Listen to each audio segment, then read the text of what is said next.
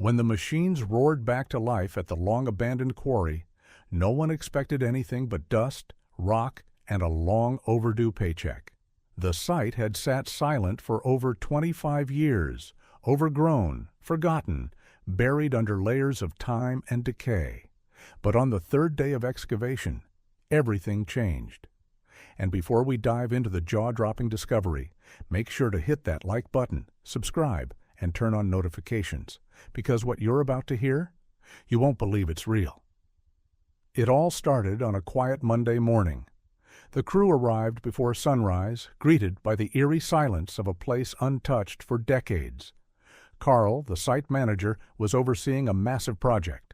Clear out the entire quarry, expand it by over 100 feet, and prep it for fresh stone extraction to feed the booming housing market. Simple job. Big pay. By day 2, things were moving fast. Heavy machinery chewed through the debris like butter. Spirits were high. For many of the workers, this job meant months of stability. But on day 3, the unexpected hit. Literally.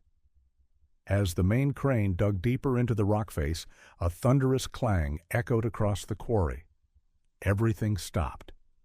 Dust clouded the air, and when it cleared, the digging arm had struck something hard, metallic, unmoving. "What the hell is that?" someone muttered. Carl climbed down and ordered the team to excavate manually. What began as a glimmer of yellow metal quickly revealed itself to be something massive, at least 5 feet across and 6 feet deep. Not a boulder, not a buried safe. It looked like a capsule. The men surrounded it, whispering. "Is it military? A bomb? Buried tech?" Carl didn't wait. He yanked the rusted handle on the strange door, and it opened with a groan. Inside was a hollow chamber with an entrance and exit, no more than 3 feet deep. A door on the other side led straight into the quarry wall. Carl stepped through and froze. Behind the object, buried deep in the earth, was an opening, a tunnel. He stared into the black void, lit only by their flashlights. "We're going in," he said. The team followed him into the darkness. Dust filled the air. Webs clung to the ceiling. But what stood out most were the unnaturally clean-cut walls, as if shaped by a master craftsman or maintained somehow over the years. The further they went, the more uneasy they felt. Then came the sound, a low, distant wail, not wind, not metal, a voice. Everyone froze. Flashlights shook. "I'm not staying down here," Mark, the youngest, said. He turned and bolted, a few others right behind him. Carl didn't stop them. Fear down here could kill. But he and 5 others stayed behind, determined. The tunnel narrowed. Strange symbols began appearing on the beams. Faint sounds, like a melody, echoed from deeper inside. "Let's move quietly," Carl whispered. Soon they emerged into a vast underground chamber. Carvings lined the stone walls. Ancient tools leaned in the corners. It was like stepping into a preserved snapshot of history. Carl picked up a dusty tool and examined its symbol. He knew it. He just couldn't place where from. Then the sound returned. But this time it wasn't a ghostly echo. It was footsteps. Real, slow, getting closer. "Hide!" Carl hissed. The crew scrambled behind boulders just in time to see a group of elderly men shuffle into the chamber. Silver hair, faded work clothes. One carried an oil lantern, casting dancing shadows on the walls. None looked younger than 60. They lit more lanterns. The soft yellow glow revealed makeshift beds, old carts, mining gear repurposed into crude bunks. The crew watched in stunned silence. Then, gasp. One of Carl's men couldn't help it. The older man with the lantern froze. "Who's there?" he called out. Carl signaled for silence, but it was too late. The man stepped forward. Carl made a decision. Run. They bolted down the tunnel, but then came the voice. "Wait, we mean you no harm." Carl stopped. The old man stood calmly at the tunnel's mouth, not chasing, just watching.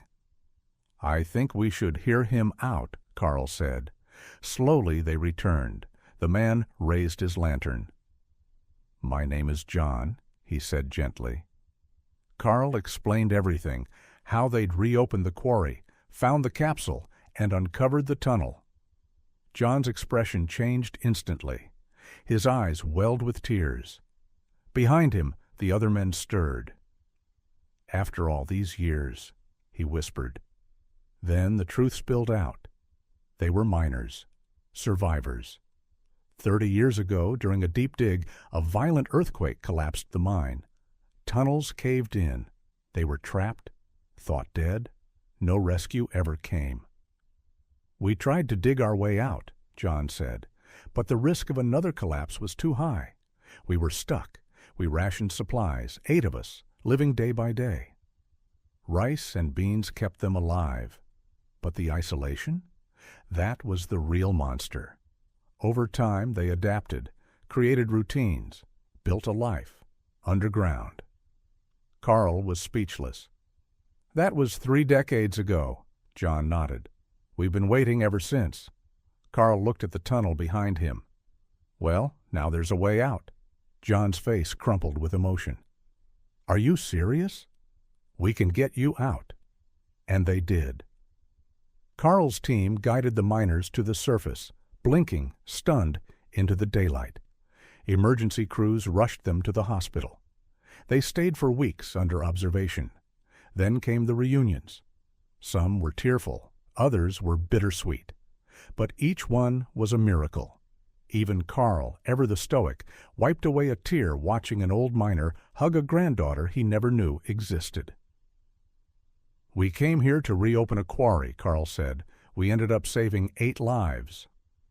The story exploded. News cameras swarmed. Carl's team became national heroes. But they didn't care about the attention. For them, the reward was seeing those 8 men walk free. The tunnel was sealed permanently to prevent future disasters. The quarry? Reopened a few months later with a brand new chapter in its history. A chapter no one will ever forget.